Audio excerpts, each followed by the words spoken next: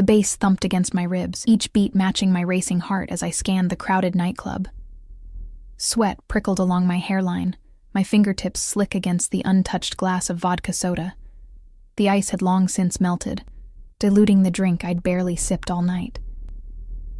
Through the haze of blue and purple lights, I caught a glimpse of him, Ryan, moving through the crowd like a shark circling its prey. 3 months since I'd fled our apartment with nothing but a backpack and the bruises blooming across my ribs. 3 months of looking over my shoulder, changing my number, and sleeping with a chair propped against my motel room door. 3 months, and he'd found me again.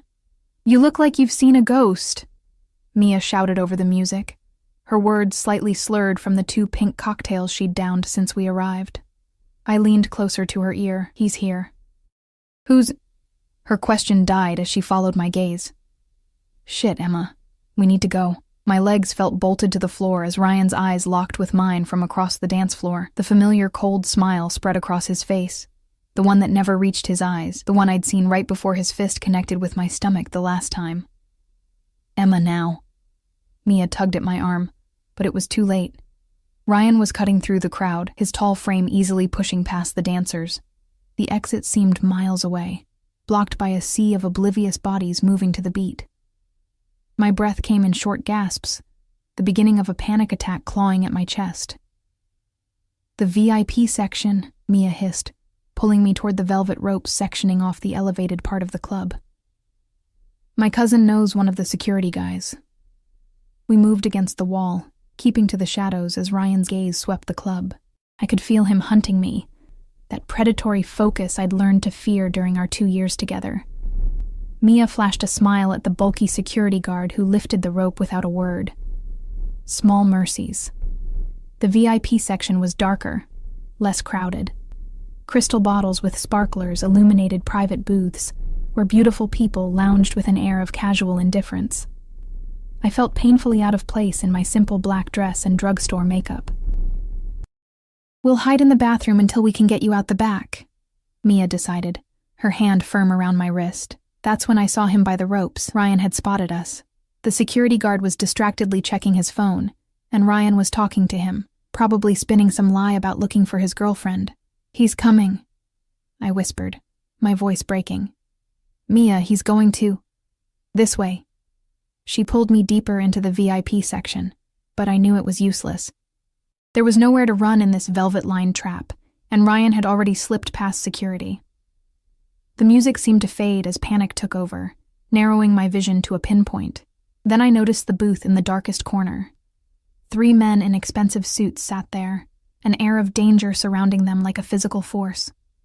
The center figure commanded attention despite his stillness, broad-shouldered with raven black hair swept back from a face that seemed carved from marble. Even seated, his presence dominated the space. His eyes, dark and watchful, caught mine for a brief moment, and something electric passed between us. I felt stripped bare, as though he could read every fear and secret with that single glance. Then his attention shifted past me, narrowing slightly. He'd noticed Ryan approaching. Without thinking, without planning, I broke away from Mia and rushed toward the stranger's booth. Pure survival instinct drove me forward, some primal part of my brain recognizing safety in this dangerous man's orbit. "Please," I whispered, my voice trembling as I approached his table. "My ex, I couldn't finish the sentence, but those dark eyes understood immediately. The man didn't speak. He simply extended his hand in a gesture so subtle it could have been missed, yet carried the weight of absolute authority. The 2 men flanking him shifted almost imperceptibly, creating space, wordlessly inviting. I heard Ryan's voice behind me. "Emma, there you are, babe." Without hesitation, I slipped into the booth and found myself directly on the stranger's lap. His body was solid beneath mine, radiating heat through the expensive fabric of his suit. The faint scent of cedar and something darker, something exclusive, filled my senses. I stiffened, suddenly aware of what I'd done, trapped between 2 different kinds of danger. A strong arm wrapped around my waist, not restraining, but supporting, possessive yet oddly gentle. "Trust me," the stranger murmured against my ear, his breath warm, his voice like velvet over gravel. "I won't let him hurt you." Something in his tone made me believe him completely, despite every warning bell screaming in my head. Ryan approached the table, his friendly smile doing nothing to mask the fury in his eyes. "Sorry to interrupt," he said with forced cheerfulness. "But my girlfriend and I had a little argument, and she's being dramatic. Emma, let's go." I felt the stranger's body tense beneath mine, his arm tightening fractionally around my waist. When he spoke, his voice was deceptively casual, yet carried an undercurrent of steel that sent shivers down my spine. "I believe the lady is comfortable where she is." Each word was measured, precise, as if carefully selected from a vast vocabulary of threats. Ryan's smile faltered. For the first time, he seemed to truly register who he was addressing. The color drained from his face as his eyes darted between the man holding me and his two silent companions. "There's been a misunderstanding." Ryan backpedaled, his confidence evaporating. "I just wanted to make sure she got home safe." "She's safe." The declaration was absolute, brooking no argument. "Alessio," he added, addressing one of his men without taking his eyes off Ryan, "make sure this gentleman finds the exit." The taller of the two men stood, and though he never touched Ryan, never even made an overt threat, Ryan retreated like a scolded dog.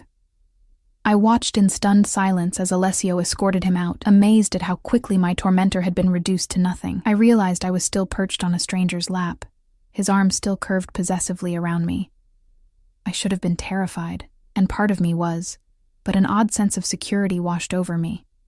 For the first time in months, I wasn't looking over my shoulder. "Thank you," I whispered, attempting to slide off his lap and into the booth beside him. His arm remained firm, keeping me in place. "Stay." "It wasn't a request. What's your name?" "Emma," I answered, my voice barely audible even to my own ears. "Emma," he repeated as if tasting the word. "I'm Dante. No last name." He didn't need one. The way his men deferred to him, the way the entire VIP section seemed to orbit around his booth, I knew exactly what kind of man held me. The kind my mother had warned me about. The kind that ruled the shadows of this city. "You're shaking," Dante observed, his thumb tracing small circles against my hip. The gesture was oddly soothing despite its intimacy. "I'm sorry for involving you," I said, acutely aware of Mia staring wide-eyed from across the VIP section. I panicked. "Don't apologize." His voice was softer now, meant only for me. "That man, your ex, he hurt you?" It wasn't really a question. I nodded slightly, unable to voice the humiliation, the fear, the helplessness of those final weeks with Ryan. Something dangerous flashed in Dante's eyes, gone so quickly I might have imagined it. His free hand rose to brush a strand of hair from my face, the touch feather-light, despite the calluses I felt against my skin. "He won't trouble you again." The simple statement carried such certainty that I believed it instantly. I should have been horrified by the implication, should have protested or clarified that I didn't want Ryan hurt, just gone. Instead, I felt a weight lifting from my shoulders, a burden I'd carried so long I'd forgotten what it felt like to stand straight. Mia approached cautiously, visibly intimidated. "Emma, are you okay?" Before I could answer, Dante spoke. "Your friend is safe with me." His tone was polite but dismissive. "You can leave your number with Marco. We'll ensure she gets home safely." Mia hesitated, clearly torn between fear of the situation and concern for me. I gave her a small nod, trying to convey that I was okay. "I'll be fine," I assured her. "I'll call you tomorrow." After Mia reluctantly left her number with the remaining bodyguard, Dante finally allowed me to slide into the seat beside him, though his arm remained around my shoulders, maintaining contact. The booth felt like a separate universe, isolated from the pulsing club beyond. "Tell me about him," Dante said, his attention fully focused on me. It was disorienting, being the sole recipient of such intensity. I stared at my hands, now clasped tightly in my lap. "There's not much to tell. We dated for 2 years. It was good at first, then it wasn't. And no one helped you." There was something cold in his question, a judgment not of me, but of a world that had failed to protect. I hid it well, I admitted, and Ryan is charming when he wants to be. People see what they expect to see. Dante nodded, understanding completely. And you ran. 3 months ago. I've been staying at motels, working cash jobs. I thought I'd covered my tracks. People like him. They're obsessive. Predictable. Dante's contempt was evident. Weak men who prey on those they should protect. The irony wasn't lost on me, being comforted by a man who undoubtedly had blood on his hands, whose very presence radiated controlled violence. Yet somehow, I felt safer with him than I had in years. "Why did you help me?" I finally asked, meeting his gaze directly. Something shifted in his expression. Surprise, perhaps, that I'd dared to question him. Then the ghost of a smile touched his lips. "Because you chose me." 3 simple words, heavy with meaning I couldn't fully decipher. Had I chosen him? In that moment of panic, facing Ryan's approach, I'd instinctively sought shelter with the most dangerous person in the room. What did that say about me? "I should go," I said, though I made no move to leave. The thought of returning to my dingy motel room, alone with my fears, was suddenly unbearable. "Where?" Dante asked. "Back to hiding, looking over your shoulder?" I had no answer.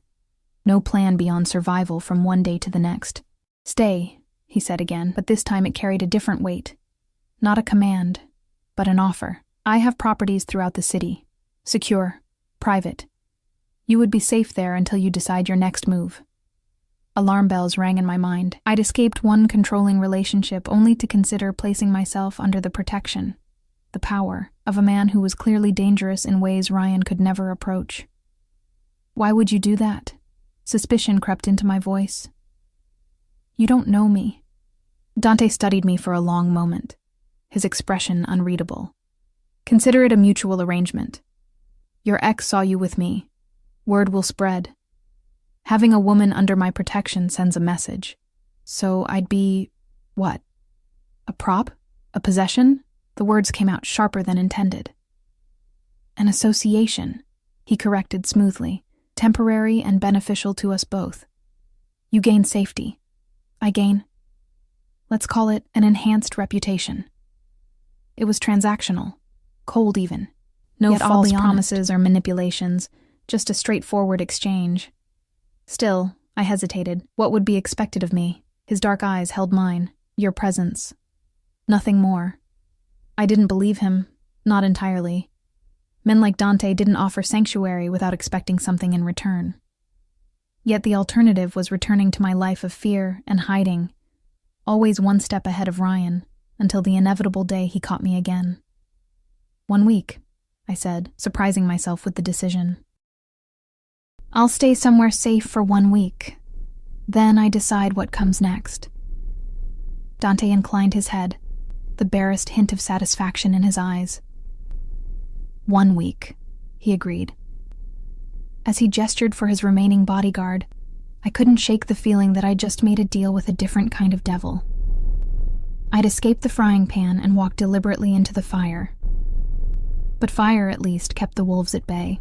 The car that carried me away from the club was unlike any I'd ever been in, a sleek black Bentley with windows tinted so dark they appeared solid from the outside. The interior smelled of premium leather and subtle cologne, the seats soft as butter against my bare legs. Dante sat beside me, a careful distance between us now that we were no longer playing a role for Ryan's benefit. Or perhaps we were still playing roles, just different ones. Marco drove silently, his broad shoulders nearly filling the front seat.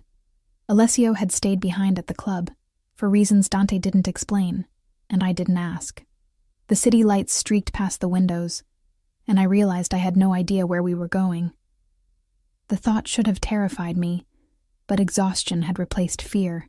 I'd been running for so long that surrender, even temporary, felt like relief. "You're quiet," Dante observed, his voice breaking the silence. "I'm still processing tonight," I admitted. "Everything happened so fast." He nodded, his expression thoughtful. "Second thoughts?" "Several," I said with unexpected honesty, "but my alternatives aren't appealing." A hint of amusement touched his lips. "Pragmatic." "Desperate," I corrected. There's strength in recognizing when to accept help, Emma. He spoke my name with a certain cadence, giving it weight beyond the simple syllables. Pride gets people killed. The car turned onto a tree-lined street of elegant townhouses, then slowed before a 4-story brownstone set slightly back from the others. No external sign marked it as special, yet it exuded quiet luxury. "We're here," Dante said as Marco came around to open my door. I followed Dante up the steps, noticing the subtle security cameras tucked into the ornate exterior moldings. The heavy door opened before we reached it, revealing a slender woman in her 50s with silver-streaked dark hair pulled into an immaculate bun. "Sophia," Dante greeted her, his tone warm in a way I hadn't heard before. "This is Emma. She'll be staying with us for a time." The woman's keen eyes assessed me without judgment. "Of course. The blue room is prepared."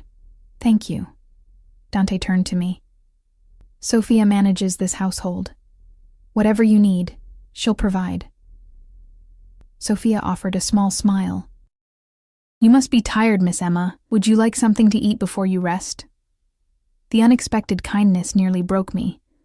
I couldn't remember the last time someone had offered me food without expecting something in return. "Just water, please," I managed, suddenly aware of how parched I was. "I'll show you to your room," Dante said, his hand coming to rest lightly at the small of my back as he guided me up a curving staircase.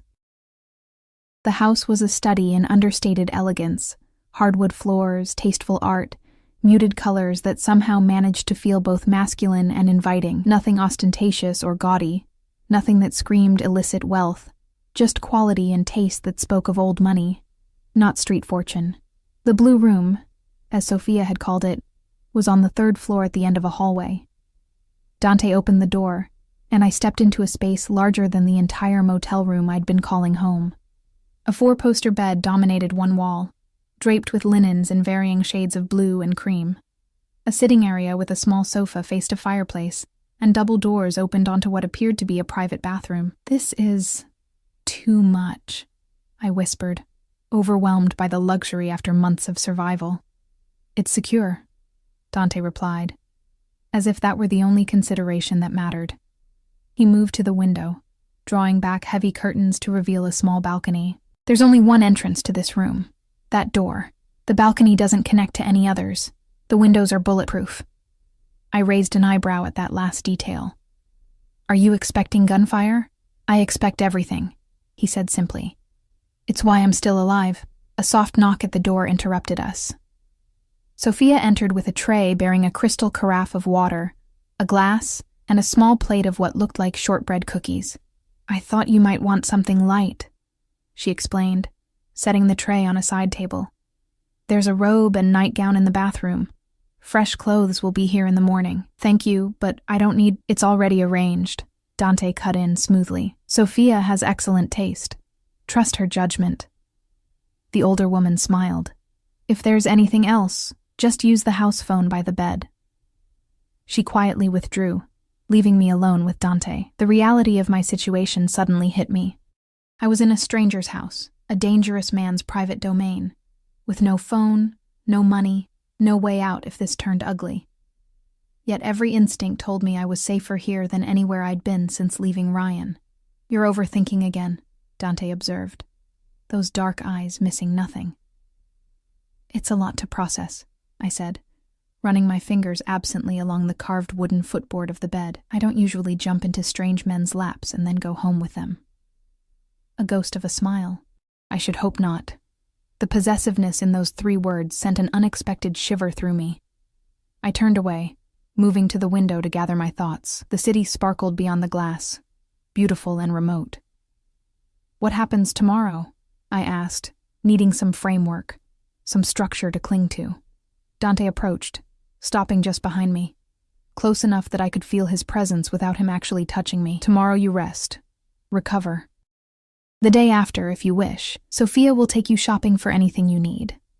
"I can't afford—" "Consider it part of our arrangement," he interrupted. "Your visible association with me requires a certain presentation." I turned to face him, finding him closer than expected. "So I'm to be your kept woman? Your trophy?" Something dangerous flashed in his eyes. "You're to be safe, Emma. The rest is window dressing." Why does my safety matter to you? I pressed, needing to understand his motivation beyond the vague explanation he'd offered at the club. The truth, please. Dante studied me for a long moment, as if deciding how much to reveal. When I saw you tonight, you were hunted, cornered. Yet instead of surrendering, you sought the most dangerous ally available. His voice lowered. That kind of survival instinct. It's rare.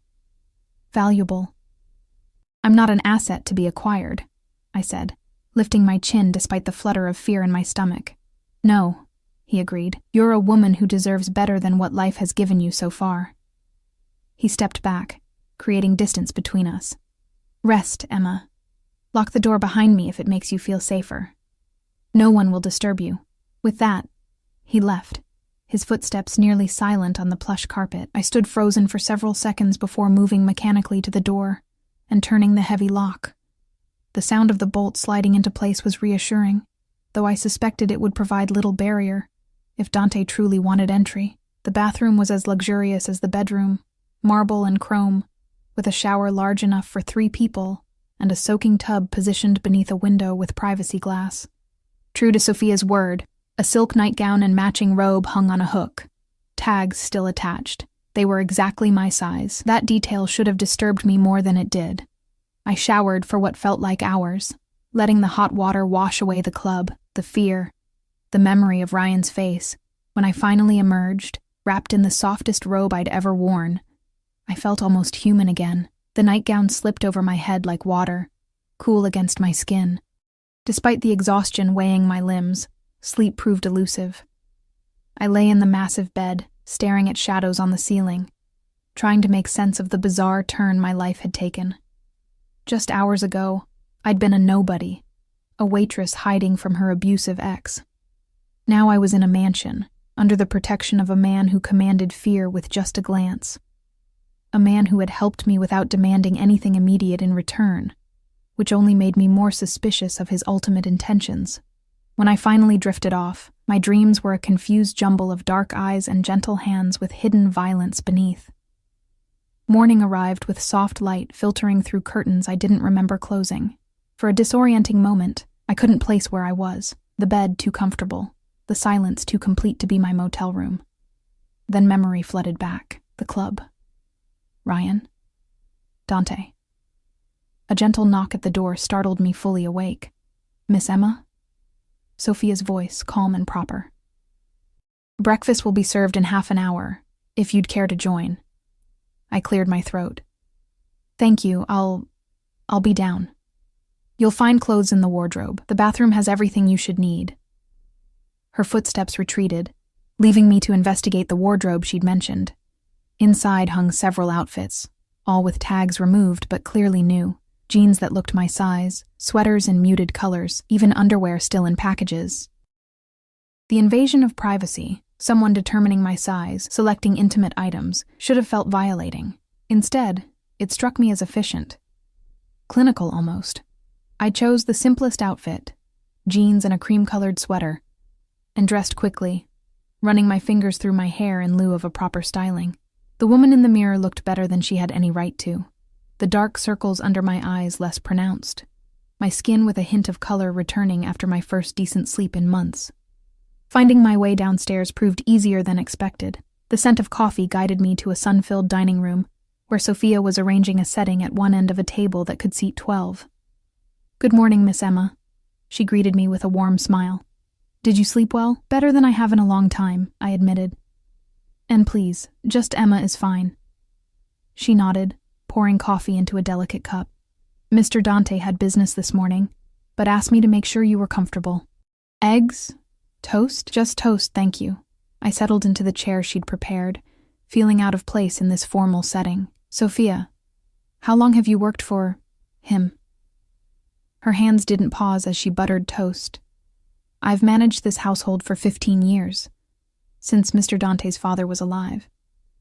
So, you know what he does? I asked carefully. Sophia placed the toast before me, her expression serene. I know he is a man who protects what's his, who honors his obligations. Her eyes met mine directly, and who does not bring trouble to this house. The gentle warning was clear: don't ask questions you don't want answers to. I'm not here to cause problems, I assured her. I just need some time to figure out my next steps. Of course. She softened slightly. Eat your breakfast. Then perhaps you'd like a tour of the areas you're welcome to use. Those last words caught my attention. Areas I was welcome to use, implying there were parts of the house expressly off-limits. I nodded, nibbling at the toast that suddenly tasted like cardboard in my mouth. After breakfast, Sophia showed me the main floor of the house, a formal living room I doubted saw much use, a study lined with leather-bound books, a smaller sitting room that felt more lived in, and a kitchen that would make a professional chef weep with joy. The second floor held what she called family rooms, more bedrooms, though it was clear Dante lived alone. The third floor, where my room was located, also contained a small library and sitting area. For your comfort, Sophia explained. She didn't mention the fourth floor at all. You're welcome to use the garden, Sophia continued, leading me to French doors at the back of the house. They opened onto a walled courtyard, surprisingly lush and private, despite being in the heart of the city. It's beautiful, I said, stepping out into the autumn sunshine. A wrought iron table and chairs sat beneath the dappled shade of a maple tree, turning brilliant red with the season. Mr. Dante rarely has time to enjoy it, Sophia said with a hint of sadness. Perhaps your presence will encourage him to slow down occasionally. The comment struck me as odd, as if she expected my stay to be more than the temporary arrangement Dante had described. Before I could question her, the sound of the front door opening echoed through the house. Sophia straightened imperceptibly. That would be Mr. Dante returning. Come, we should greet him. We found Dante in the foyer, handing his coat to a young man I hadn't seen before. He looked different in daylight, no less commanding, but somehow more human. His suit was charcoal gray today, his tie the color of burgundy wine. When he saw me, something flickered in his eyes. Satisfaction, perhaps, at finding me still here. Emma? He said my name like he was claiming it. I trust Sophia has been taking care of you? Yes, she's been very kind. I shifted uncomfortably under his scrutiny, aware of how ordinary I must look in the simple clothes. We were just touring the garden, Sophia explained. Miss Emma has had breakfast and seems well rested. Dante nodded.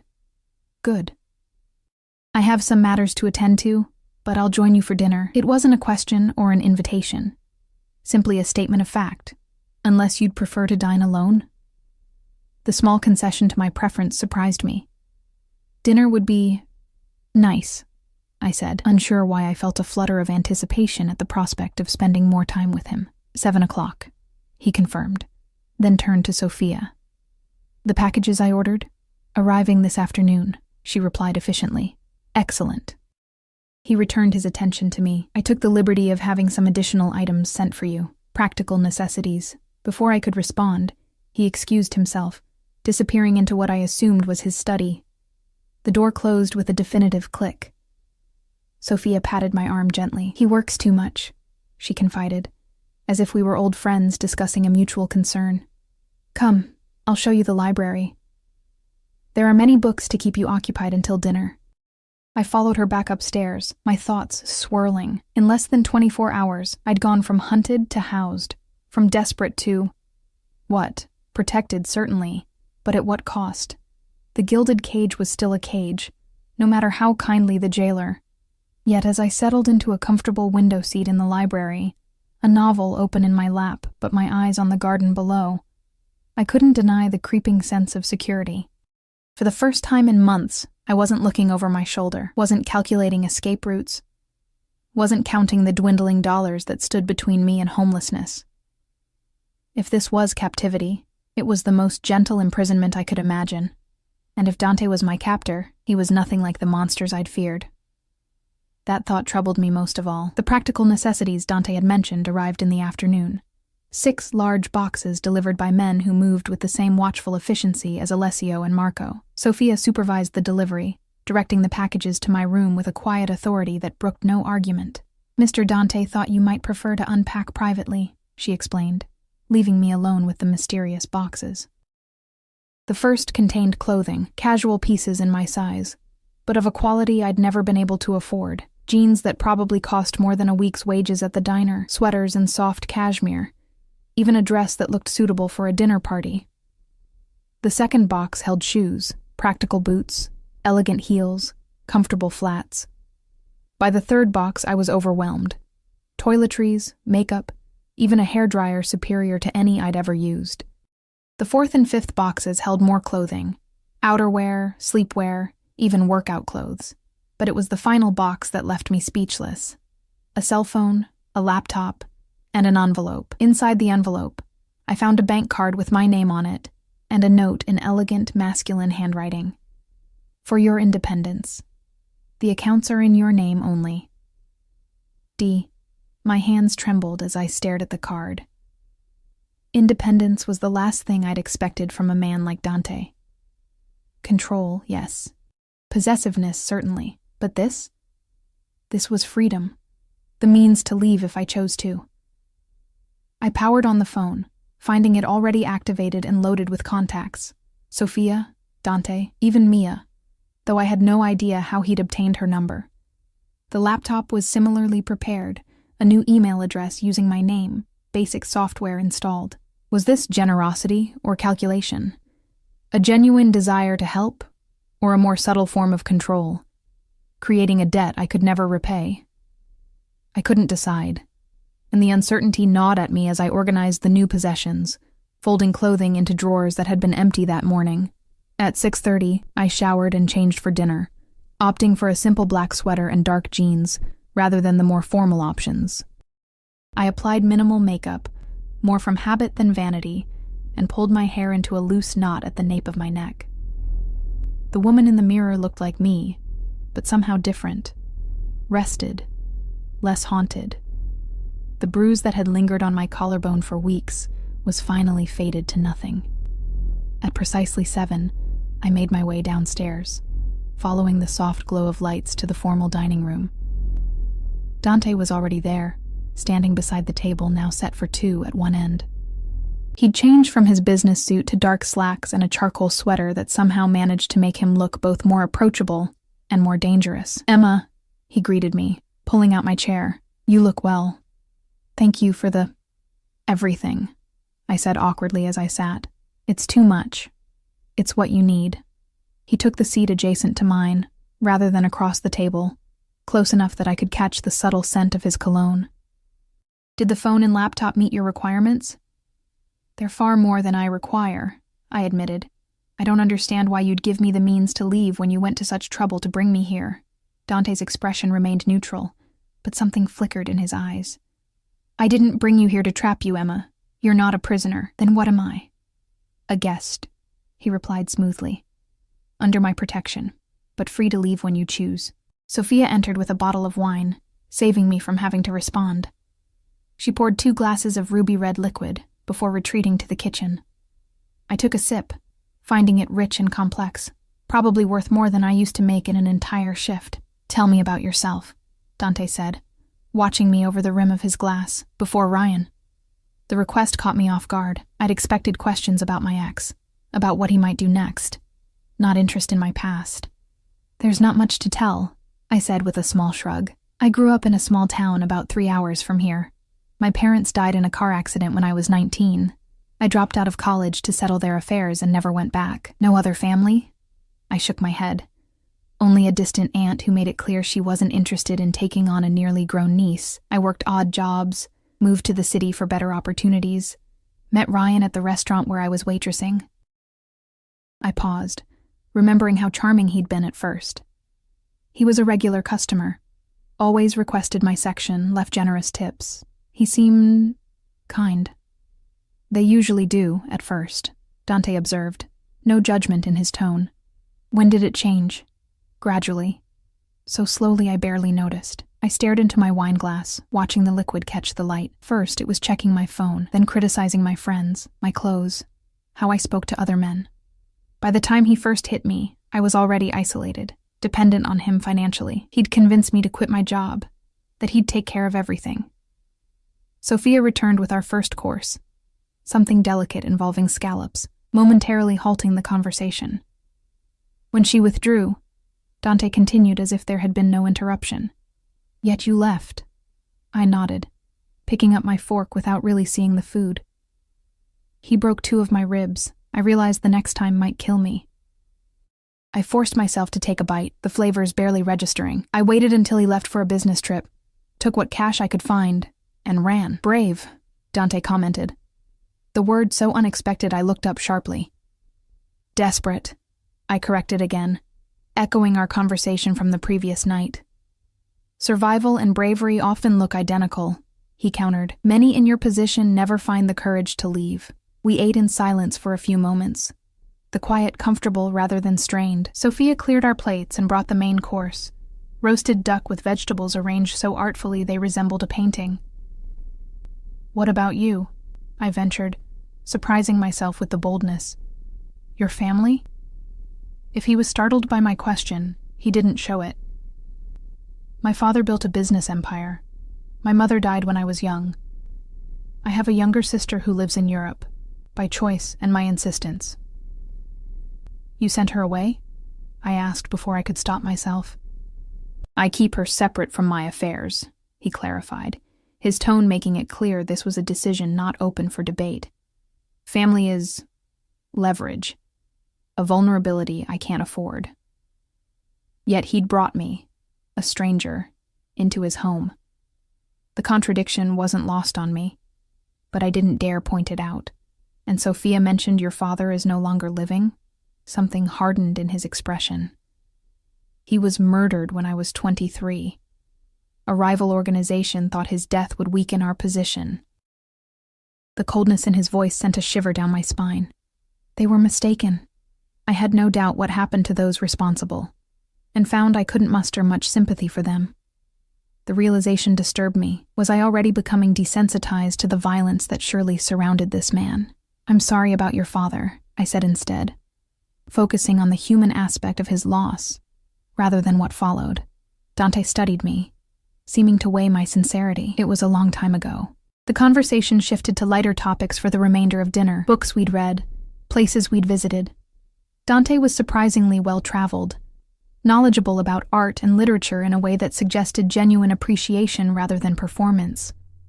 By dessert, a crème brûlée that melted on my tongue, I found myself relaxed, almost enjoying his company. It was disconcerting how easily I could forget what he was, who he was. After coffee, Dante escorted me to the sitting room where a fire had been lit against the autumn chill. We sat on opposite ends of a leather sofa, close enough for conversation, but with a careful distance maintained between us. "Your ex," Dante said after a moment, his tone shifting back to business. "Tell me what he might do next." The abrupt change of subject jolted me. I don't know. He's never found me before. Usually I'm more careful." "He's resourceful," Dante observed. "Or he has help. Either way, he's persistent. He always said if I ever left him, he'd find me." I admitted, the memory sending a chill through me despite the fire's warmth, that I belonged to him. Something dangerous flashed across Dante's face. "You belong to yourself, Emma, no one else." The conviction in his voice startled me. For a man who clearly commanded others, who exuded ownership and control, it was an unexpected sentiment. "Ryan doesn't see it that way," I said softly. "To him, I'm property that was stolen." "Then he needs to be corrected." The casual way Dante said it, as if educating my ex about ownership rights was as simple as changing a light bulb, sent another chill through me. "I don't want him hurt," I said quickly. "I just want him to leave me alone." Dante's expression was unreadable. Sometimes the only language men like that understand is pain. "Please," I insisted, leaning forward to emphasize my point. "I don't want that kind of solution. I don't want to trade one violence for another." He studied me for a long moment, then inclined his head slightly. "As you wish. But understand that restraint is a courtesy, not a limitation. If he threatens you again, if he comes near you, all promises are void." I should have been horrified by the implicit threat. Instead, I felt oddly protected, knowing there were boundaries to Dante's restraint where my safety was concerned. "Thank you," I said simply. The grandfather clock in the corner chimed 10, breaking the tension that had built between us. I stood, suddenly aware of how intimate the setting had become. Firelight, wine, deep conversation. I should get some rest, I said, needing space to process the complex emotions swirling inside me. Dante rose smoothly. Of course. I have meetings early tomorrow, but Sophia will be available should you need anything. He hesitated, then added, The car and driver are at your disposal, should you wish to go out. Marco is discreet and extremely capable. The offer of freedom, even chaperoned freedom, surprised me again. Thank you.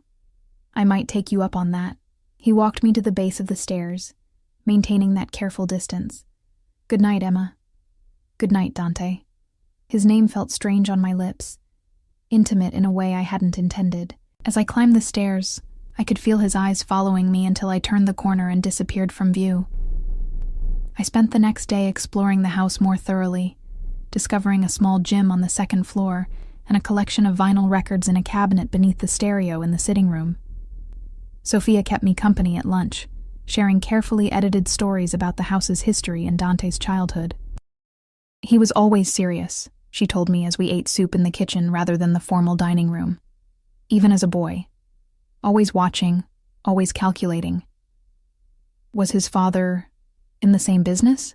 I asked delicately. Sophia's expression remained neutral. The family has many interests, she said diplomatically. Mr. Dante expanded some and refined others after his father passed. In the afternoon, I took Sophia up on her offer to show me how to use the elaborate espresso machine in the kitchen. We were laughing over my failed attempt at creating latte art when the front door opened with more force than usual. Seconds later, Dante appeared in the kitchen doorway, his expression tight. Sophia, I need the room, he said, his tone clipped. The housekeeper immediately excused herself, touching my shoulder lightly as she passed, a gesture that felt like both reassurance and warning. What's wrong? I asked once we were alone, anxiety creeping up my spine at Dante's unusual demeanor. He crossed to the window, looking out at the garden for a moment before turning to face me. Your ex has been asking questions about you. About me. About us. My stomach dropped. How do you know? I have people who listen, eyes and ears throughout the city. He moved closer, studying my reaction. Ryan approached one of my businesses yesterday, asking staff if they knew a woman matching your description. Today he was seen talking to individuals known to work for a rival organization. Oh God, I whispered, sinking onto a kitchen stool as my knees weakened. He's going to get himself killed. That is becoming increasingly likely. Dante agreed, his voice cold. Not by my hand, he added, seeing my expression. But by stirring these particular waters, he risks attracting the attention of people far less inclined to honor your wishes regarding his welfare. I wrapped my arms around myself, suddenly chilled despite the kitchen's warmth. What do we do? We? Dante raised an eyebrow, something shifting in his expression. You still consider this our problem to solve together? I dragged you into this, I said, guilt washing over me. I made you a target. To my surprise, Dante laughed, a genuine sound I hadn't heard from him before. Emma, men have been trying to target me since I was 23. Your ex is an annoyance, not a threat. He moved closer, resting his hands on the counter on either side of me, not touching, but effectively boxing me in. My concern is for you. His proximity sent my pulse racing, though whether from fear or something else I couldn't tell. What do you suggest? 2 options, he said, his voice low and intense. First, you could leave. New identity, new city, new start. I have connections that could make you disappear so thoroughly your ex would never find you. The offer was tempting, a clean slate, a chance to rebuild without looking over my shoulder, but it meant running again, being alone again. And the second option? I asked, my voice barely above a whisper. Dante's dark eyes held mine. Stay. Not as a guest, but visibly as mine. Make the association real rather than rumored. Your ex needs to understand that pursuing you means challenging me directly. A calculation even desperate men reconsider. As yours, I repeated, the implication sending a confusing mix of alarm and anticipation through me. What exactly would that entail? Public appearances, accompanying me to certain functions, being seen entering and leaving this house. He paused, gauging my reaction. Nothing more intimate than you're comfortable with, But the world would need to believe there is more between us than convenience. A performance, I clarified. Initially, he conceded. Though I won't pretend I find the arrangement unpleasant. The admission hung between us, charged with possibilities neither of us had acknowledged until now. I should have been frightened by the intensity in his gaze, should have chosen the escape he offered. Instead, I heard myself say, "I'll stay." Something flickered in his eyes, satisfaction perhaps, or relief.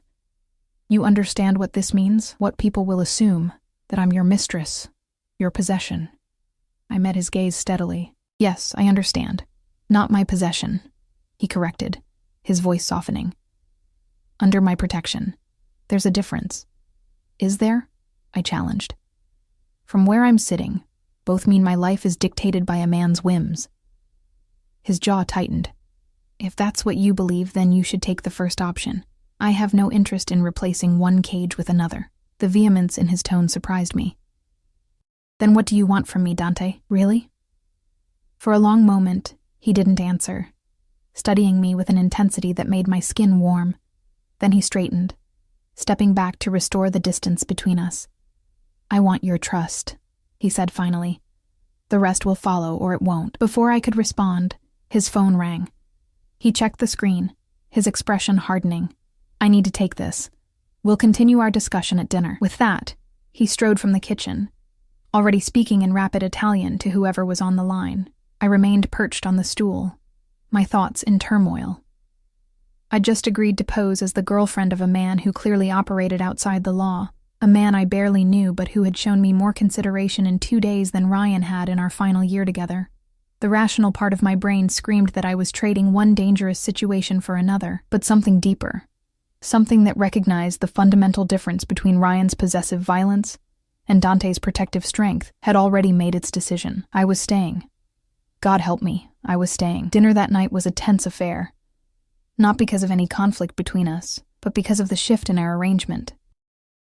I'd changed into one of the nicer outfits Dante had provided, black pants and a forest green blouse that somehow made my eyes look more amber than their usual brown. An unconscious effort to look worthy of being on his arm, perhaps. The thought troubled me as much as it intrigued me. Dante arrived late, still on his phone as he entered the dining room.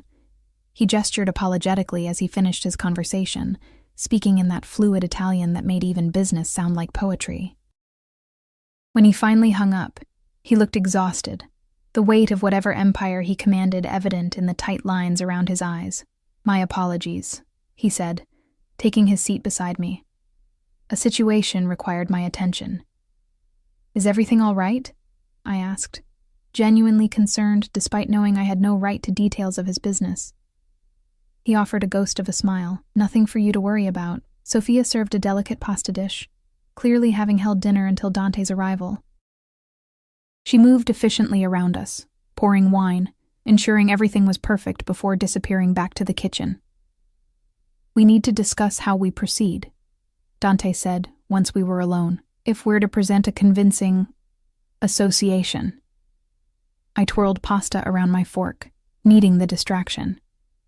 "You mean our backstory? How we met?" "Among other things." He took a sip of wine. "The simplest stories are the most believable. We met at Vero, the club where you found me. The rest is no one's concern." "How long have we been seeing each other?" I asked, falling into the construction of our fiction with surprising ease. "Recently enough that it's still new, established enough that my interest is clear." He studied me over his wineglass. "A month, perhaps." I nodded, committing the detail to memory. "And my background?" "People will ask questions. You're from out of state, recently moved to the city. The rest, your education, your family, those details can remain true. The fewer lies we construct, the less chance of inconsistency." The methodical way he approached our deception was both reassuring and unsettling. I wondered how many lies he maintained, how many versions of truth coexisted in his world. "There's a dinner tomorrow night," Dante continued. "A restaurant opening. The owner is an associate who's been trying to go legitimate. Your first public appearance as mine would make a statement." The possessive term sent an unexpected warmth through me. "What should I wear?" "Sophia has arranged something suitable." He hesitated, then added, "If you're uncomfortable with any of this, Emma, say so now. Once we step out that door together, certain assumptions will be made, certain risks become attached to you." The warning was clear. By aligning myself publicly with Dante, I would be seen as valuable to him, which made me both protected and a potential target. "I understand," I said quietly. "I've made my choice." Something like approval flashed in his eyes. "Good. After dinner tomorrow, we'll assess whether your ex has received the message. If not, more visible measures may be necessary." I pushed my pasta around my plate. My appetite suddenly diminished. "How did you learn about Ryan asking questions?" Dante considered me for a moment, as if deciding how much to reveal. "One of my men recognized him from the club, followed him. Observed him approaching staff at establishments I'm known to frequent." "You had him followed?" The thought was simultaneously disturbing and reassuring. "I protect my interests, Emma." His tone was matter-of-fact. After his behavior at the club, I wanted to know who I was dealing with. "And what did you discover?" I asked, not entirely sure I wanted the answer. Dante set down his fork, giving me his full attention. "A man with gambling debts to dangerous people. A history of complaints from former girlfriends that mysteriously disappeared from police records. An apartment lease co-signed by a detective in the organized crime division." His expression hardened. "Your ex has protection, Emma, which explains why he felt comfortable approaching businesses connected to me." The revelation hit me like a physical blow. "Ryan knows police officers. He's an informant," Dante clarified. "A rat feeding information to a detective named Harrison in exchange for looking the other way on his own indiscretions." My hands began to tremble. All those times Ryan had mentioned his friends on the force, his confidence that no one would believe me if I reported the abuse. It hadn't been empty threats. "That's why you didn't just have him handled," I realized, the euphemism awkward on my tongue. "It would attract police attention. It would be complicated," Dante acknowledged. "Not impossible, but messy in ways I prefer to avoid." He reached across the table, his fingers brushing mine in an unexpected gesture of comfort. "But make no mistake, Emma, if he threatens you directly, no connection will save him." I should have been horrified by the casual way he discussed potentially killing someone. Instead, I felt a perverse sense of security, the certainty that whatever else Dante might be, whatever lines he might cross, he would not allow harm to come to me. "Thank you for telling me the truth," I said, turning my hand to briefly squeeze his before withdrawing. The rest of dinner passed in lighter conversation. Dante asking about the books I'd found in his library, me inquiring about the vinyl collection I'd discovered. By dessert, the tension had eased, replaced by a comfortable exchange that felt surprisingly normal given the circumstances. After dinner, Dante led me to his study rather than the sitting room. The space was masculine and elegant, with bookshelves lining 3 walls and a massive desk positioned to face the door. He gestured for me to take one of the leather chairs positioned near a chess set while he poured 2 glasses of amber liquid from a crystal decanter. "Bourbon," he explained, handing me a glass, my father's preference. It grew on me. I accepted the drink, the glass cool and heavy in my palm. "Did you learn the business from him?" Dante settled into the chair opposite mine, his posture relaxed but still maintaining that innate alertness I was coming to recognize as permanent. "He taught me what he could. The rest I learned through necessity." He took a sip of his bourbon. "My father believed in education, both traditional and practical. I have degrees in business and law, though I've never practiced the latter conventionally." The revelation surprised me. Somehow I'd assumed his path had been entirely shaped by the underworld, not academia. "You're wondering how a man with my education chose this life," he observed, reading my expression with unnerving accuracy. "I'm wondering if it was a choice at all," I countered. A hint of appreciation flickered in his eyes. "Perceptive. My path was predetermined in many ways, but I've shaped it to my own design." He gestured vaguely around us. "My father operated in shadows. I prefer a balance, legitimate businesses alongside the other ventures, less risk, more stability. A criminal enterprise with good accounting," I said, before I could stop myself. To my relief, Dante laughed, That genuine sound I'd heard only once before. Exactly. The world is changing. Adaptability ensures survival. I took a small sip of the bourbon, the liquid burning pleasantly down my throat. Is that why you're helping me? Adaptability? His expression turned serious. No, Emma. That comes from a different imperative altogether. Before I could ask what he meant, he changed the subject, gesturing to the chess set between us. Do you play? Badly, I admitted. My father taught me the basics, but I never had the patience for strategy. A shame, Dante commented, idly adjusting one of the carved marble pieces. It teaches valuable lessons about sacrifice and foresight. I prefer games where luck plays a role, I said. Chess is too predetermined. If you're skilled enough, if you can see far enough ahead, the outcome is almost inevitable. Nothing is inevitable, Dante contradicted quietly. Even the most carefully constructed plans can be derailed by a single unexpected move. His eyes met mine over the board.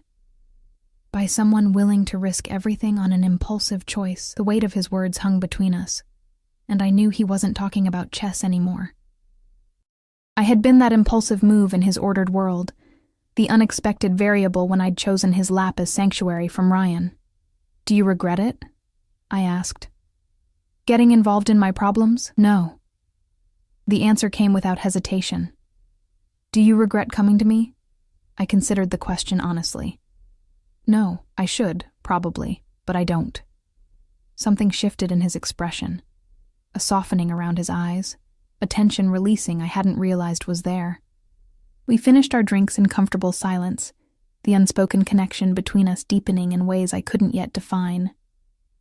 When I finally rose to retire for the night, Dante walked me to the base of the stairs, as had become our routine. This time, however, he caught my hand before I could ascend, his touch feather-light but arresting. Tomorrow will change things, he said quietly. Once we're seen together publicly, there's no going back. You'll be linked to me in ways that carry consequences.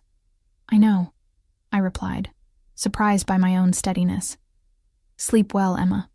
He released my hand, stepping back to restore the careful distance he always maintained. Good night, Dante. I climbed the stairs, feeling his gaze on me until I turned the corner. The dress Sophia presented the next evening was unlike anything I'd ever worn. A deep burgundy silk that draped like water over curves I'd forgotten I possessed after months of stress and inadequate food. The neckline was modest but elegant, the hemline respectable but flattering. When I emerged from the bathroom after Sophia had helped style my hair into loose waves, I hardly recognized the woman in the mirror. You look lovely, Miss Emma, Sophia said with genuine warmth.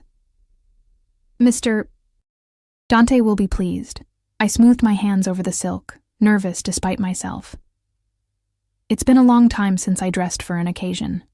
The first of many, perhaps, Sophia commented with a knowing smile. Come, he's waiting downstairs. Dante stood in the foyer, his back to the stairs as he checked his watch. When he turned at the sound of our approach, his expression changed in a way that sent heat blooming across my skin. His gaze traveled slowly from my face to the dress and back, appreciation evident in his dark eyes.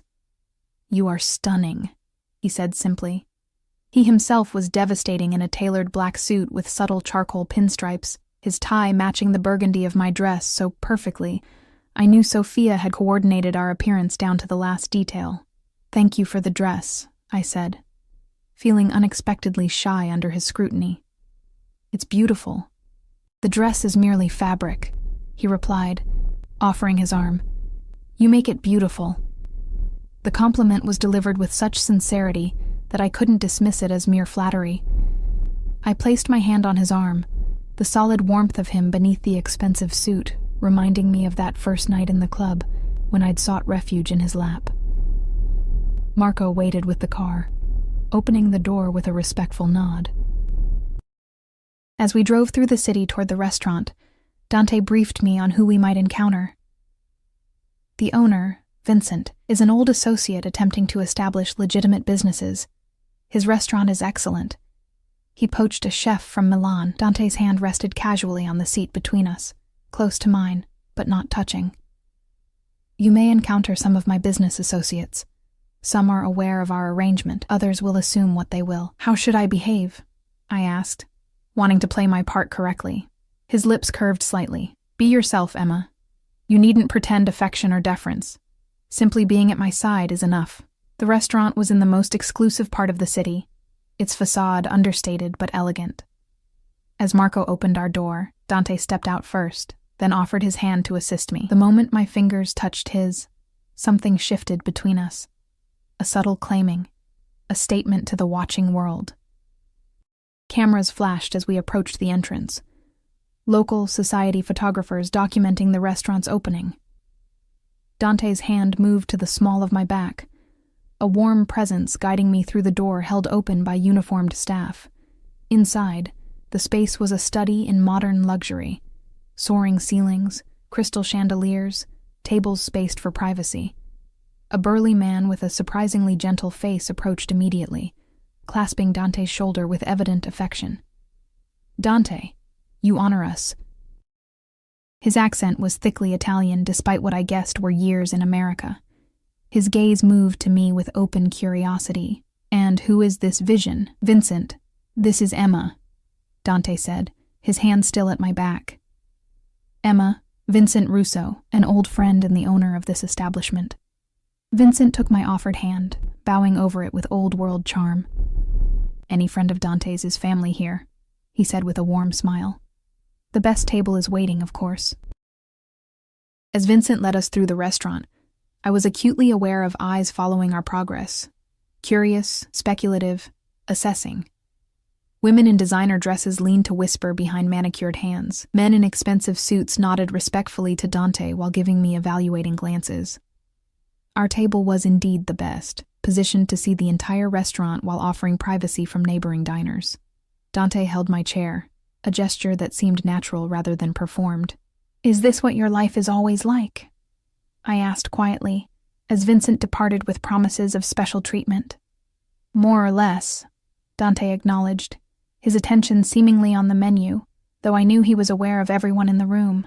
"You're uncomfortable with the attention." It wasn't a question, but I answered anyway. Not uncomfortable, just unused to it. With Ryan, I was expected to be invisible unless he wanted to show me off. Something darkened in Dante's expression. "That will never be the case with me. When we're in public, you are my equal. Remember that." The conviction in his voice warmed something inside me. Before I could respond, a waiter appeared with champagne. Compliments of the house. As the evening progressed, I found myself relaxing into the role of Dante's companion. The food was exquisite, the wine perfectly paired. Between courses, Dante introduced me to various associates who stopped by our table, some clearly legitimate businessmen, others with that same dangerous edge Dante himself possessed. I was midway through a delicate dessert when I felt Dante tense beside me. Following his gaze, I saw what had caught his attention: Ryan, standing at the bar, staring directly at our table. My breath caught, panic rising in my throat. "What is he doing here?" "Making a very poor decision," Dante said softly, his voice calm despite the danger I sensed coiling within him. He placed his napkin beside his plate and stood. "Excuse me for a moment." "Dante, wait." I grasped his wrist, suddenly terrified of what might happen. He covered my hand with his touch reassuring. "I'm simply going to have a conversation, Emma. Nothing more." He bent down, his lips close to my ear. "Trust me." With that, he moved through the restaurant toward the bar. I watched, heart hammering, as he approached Ryan. There was no confrontation, no raised voices, just Dante speaking quietly, Ryan's face draining of color. After less than a minute, Ryan nodded stiffly and left the restaurant, Dante's gaze following him until he disappeared. When Dante returned to our table, his expression was once again composed, showing nothing of whatever had transpired. "What did you say to him?" I asked, torn between relief and apprehension. "I explained certain realities," Dante replied, resuming his seat, "and made it clear that his continued good health depends on his acceptance of those realities." "Will he listen?" Dante's eyes met mine. "He will if he's intelligent, and if not." He left the consequence unspoken. The rest of the evening passed in a blur of conversation and social niceties. Though I remained hyper-aware of Dante beside me, of his hand occasionally brushing mine, of the protective way he positioned himself between me and the rest of the room. It was nearly midnight when we finally left, Dante's hand at the small of my back as we made our way to where Marco waited with the car. The night air was cool against my heated skin, the stars barely visible above the city lights. "Are you all right?" Dante asked as Marco drove us home, his voice gentle in the darkened car. "I think so," I said, my emotions too complex to fully articulate. Seeing Ryan was jarring. "He won't approach you again," Dante assured me.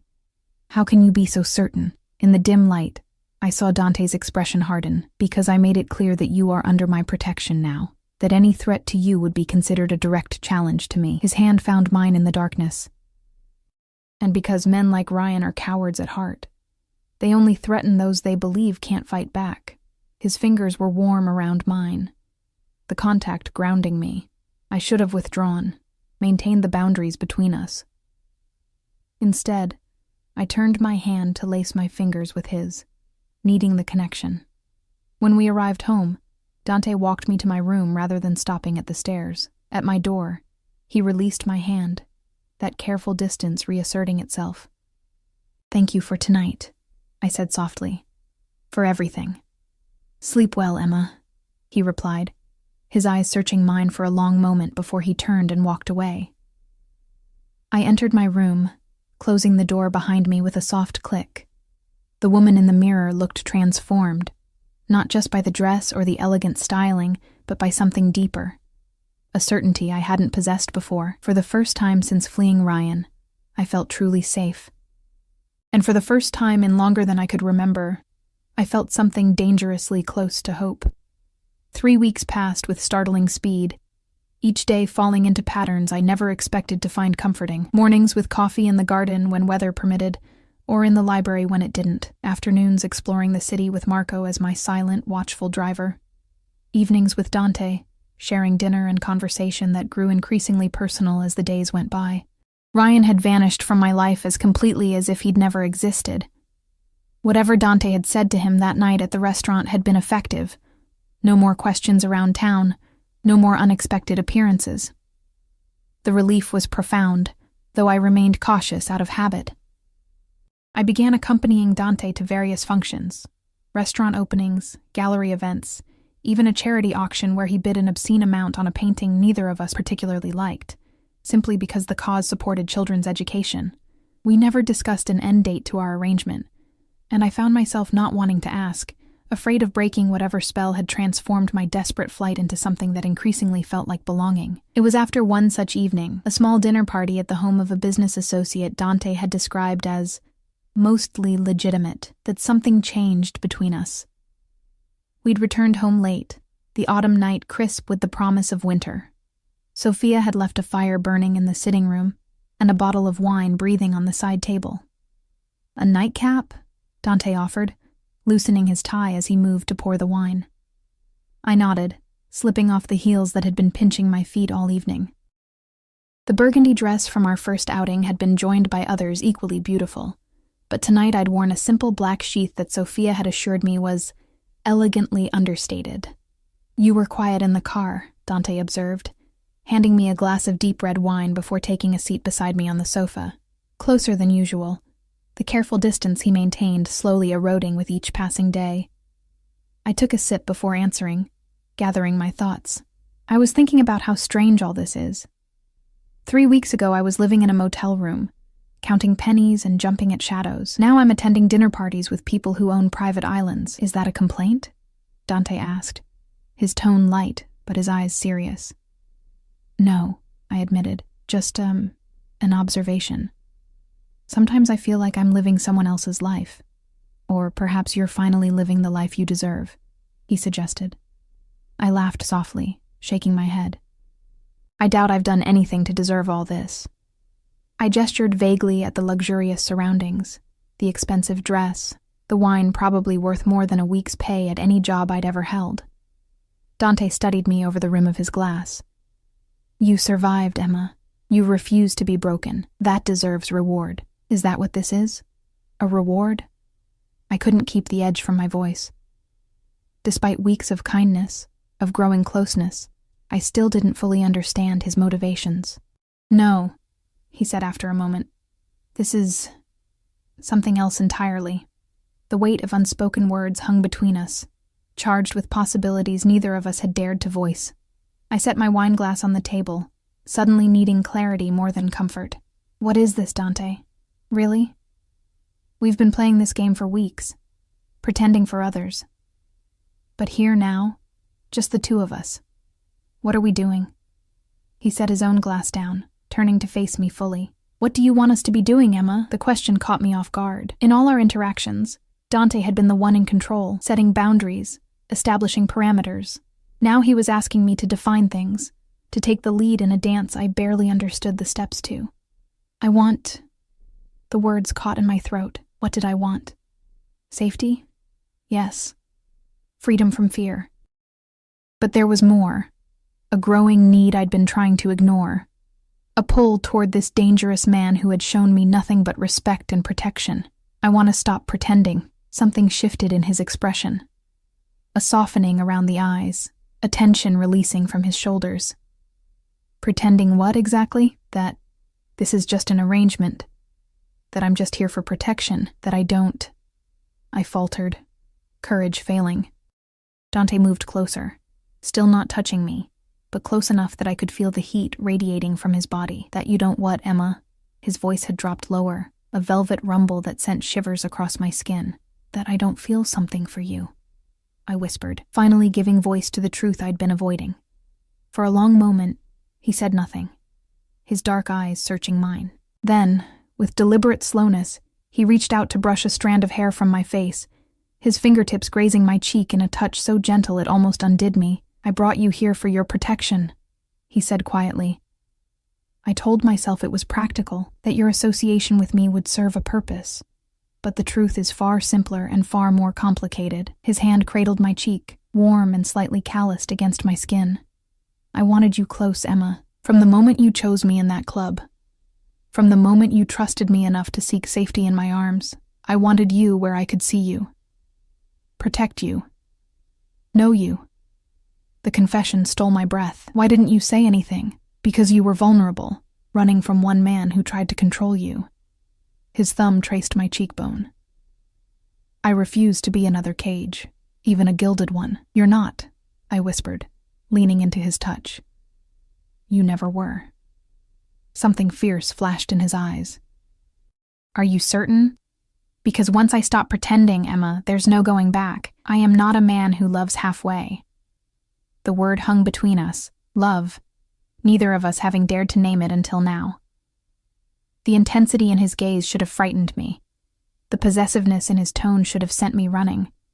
Instead, I felt a sense of rightness, of coming home after being lost for so long. "I don't want halfway," I said, finding courage I didn't know I possessed. "I want all of you, Dante. The truth of you."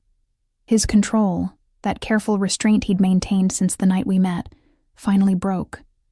In one fluid movement, he pulled me to him, his mouth capturing mine in a kiss that was both question and answer. His lips were firm yet gentle, demanding yet giving, and I melted into him as if I'd been waiting for this moment my entire life. When we finally broke apart, both breathless, his forehead rested against mine, his hands framing my face as if I were something precious. "I've wanted to do that since the night you sat on my lap," he confessed, his voice rough with emotion. I smiled, my hands resting on his chest, feeling his heart racing beneath my palm. "Why did you wait so long?" "Because I needed you to choose me again," he said simply, "not out of fear or necessity, but because you wanted me as I want you." The admission struck me deeply. This powerful man who commanded fear and respect, who could have taken what he wanted at any time, had waited for me to come to him freely. It was a kind of respect I'd never experienced before. "I choose you," I whispered against his lips. "Today. Tomorrow. For as long as you'll have me." His answering kiss was deeper, hungrier, his arms wrapping around me to pull me firmly against him. I surrendered to the sensation, to the safety and danger of being in his arms, to the contradiction that was loving a man like Dante.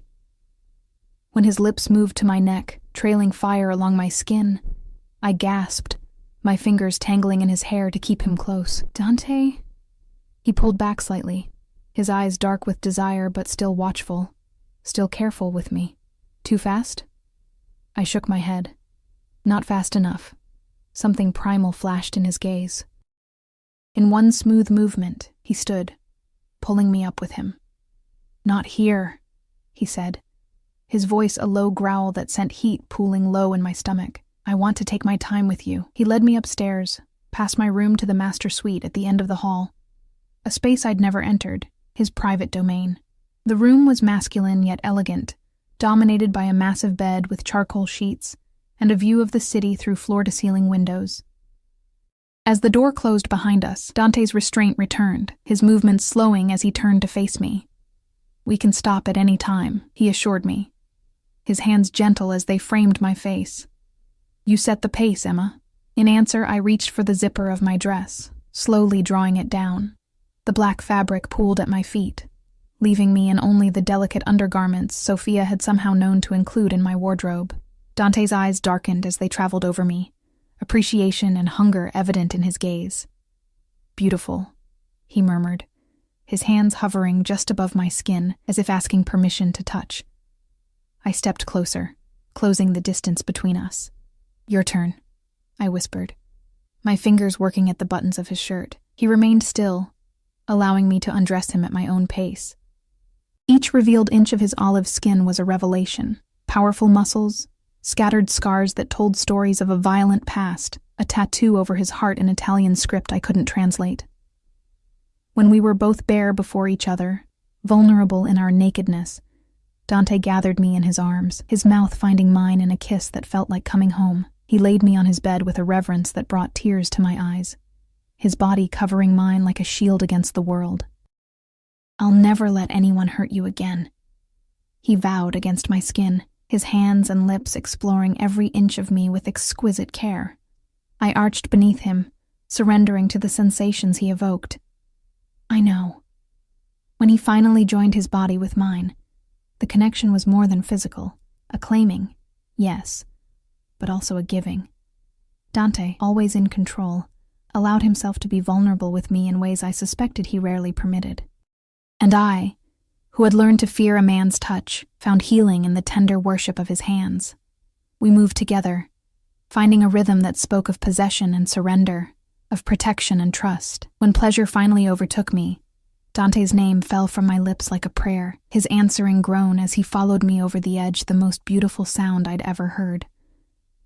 Afterward, he held me close, my head resting on his chest where I could hear the steady beat of his heart. His fingers traced patterns on my bare shoulder, his breathing slowly returning to normal.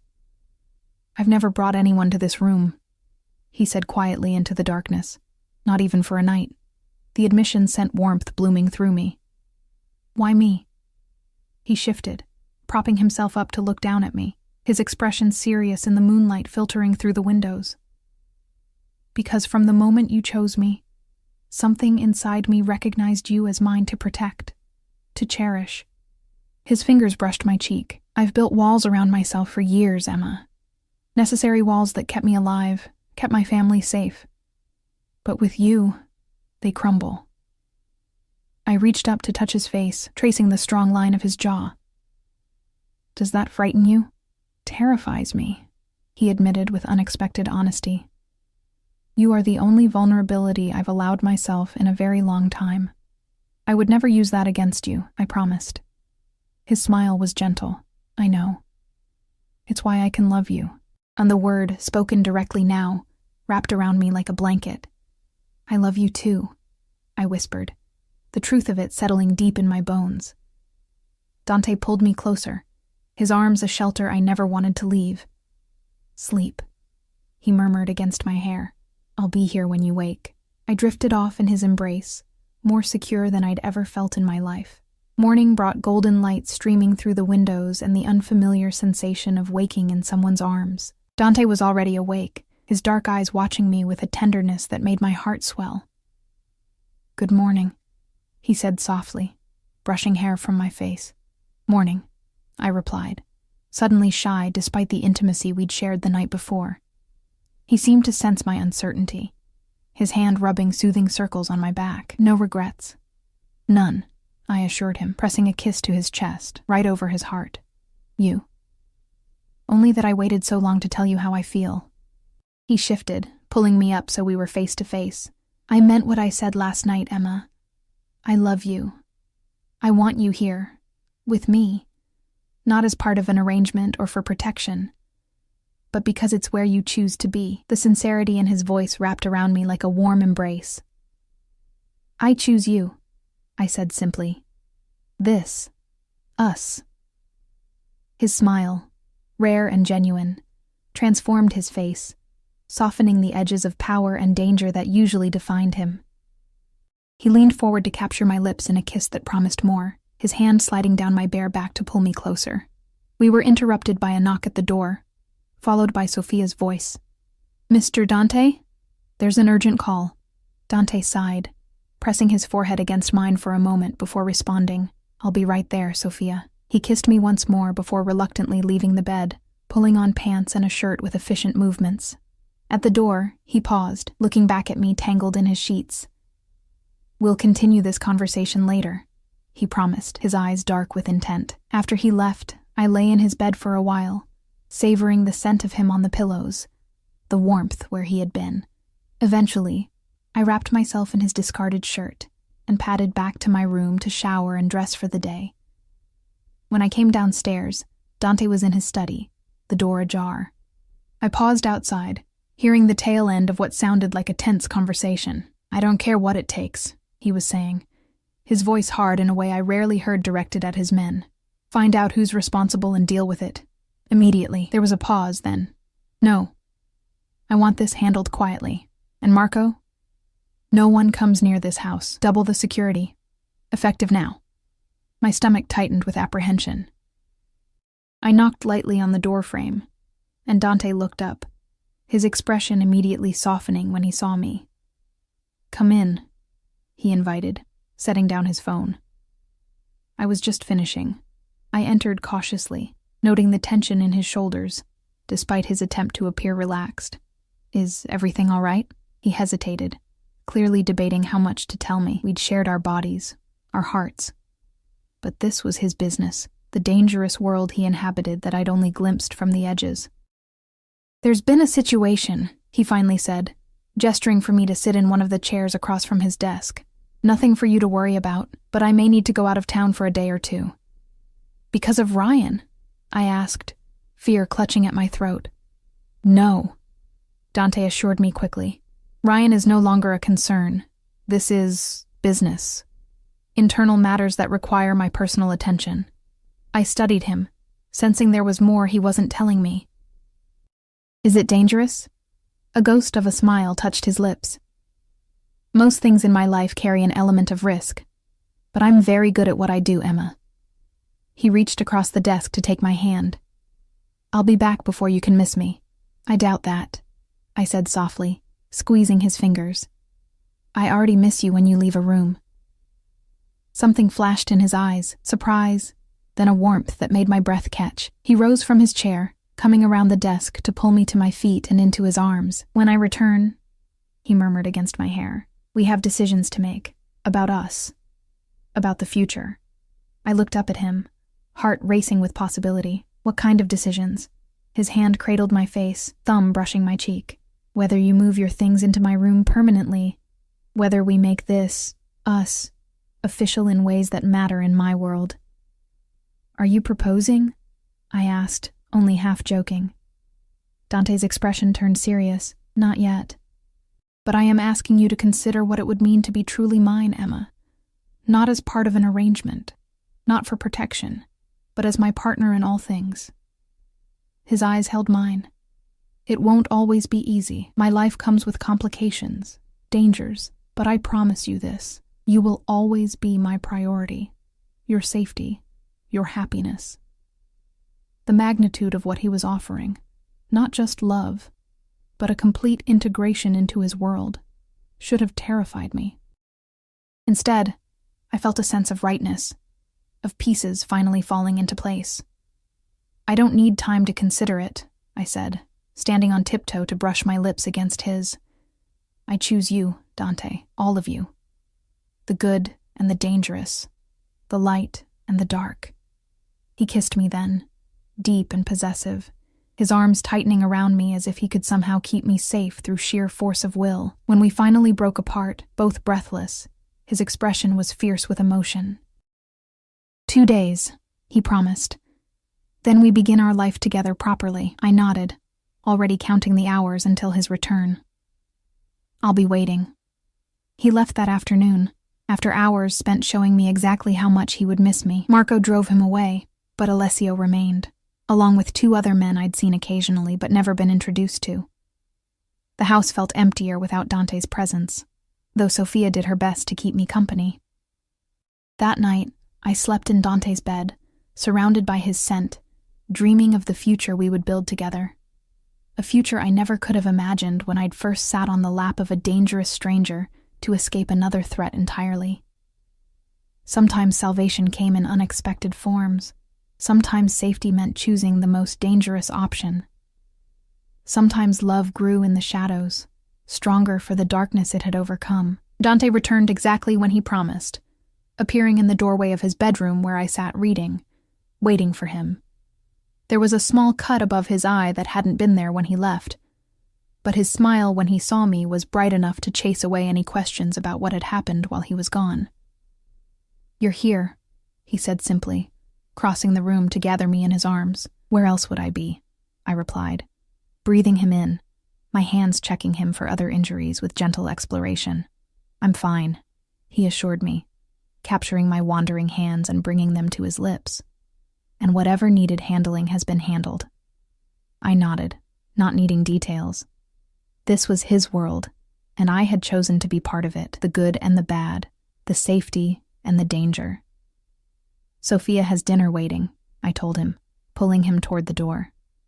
"And afterward," his eyes darkened with promise, "afterward, we begin the rest of our lives." Hand in hand, we descended the stairs, no longer predator and prey, protector and protected, but partners in a life neither of us had expected, but both now chose with our whole hearts. Sometimes the most dangerous choice turns out to be the only one worth making. And sometimes, sitting on a mafia boss's lap to avoid your ex leads to the kind of love stories only exist in dreams. I had run from one cage only to willingly enter another, but this one had no locks, no chains, only the bonds of love, respect, and a promise whispered against my skin that first night. "Trust me. I won't let him hurt you." Dante had kept that promise, and everyone since, and I would spend the rest of my life keeping mine, to love him, to choose him every single day.